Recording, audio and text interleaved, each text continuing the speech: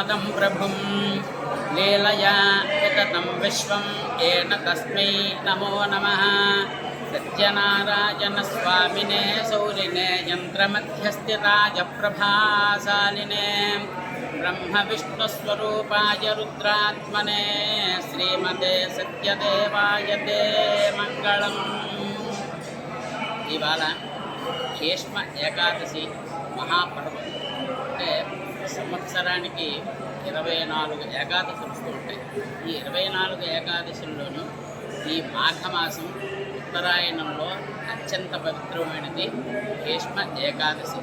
ఈ భీష్ముడు బ్రహ్మచారిత్వం తన తండ్రి వలన భీష్మ ప్రతిజ్ఞ చేసి నేను వివాహము చేసుకోను అని భీష్మ ప్రతిజ్ఞ చేసి ఆయన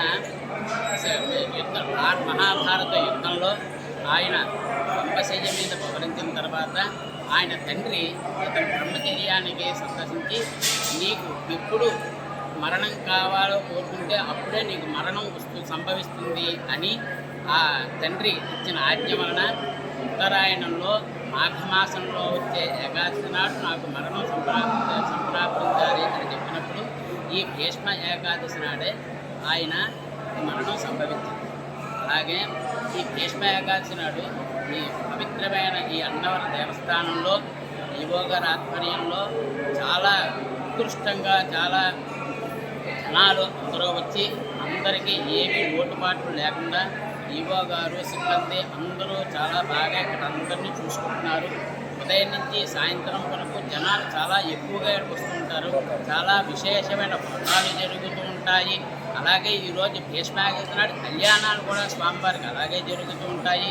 మా ఈవో గారి ఆధ్వర్యంలో అన్ని సక్రమంగా ఈ కార్యక్రమాలన్నీ జరుగుతుంటాయి. ఓం శ్రీ సత్యదేవాయ నమః.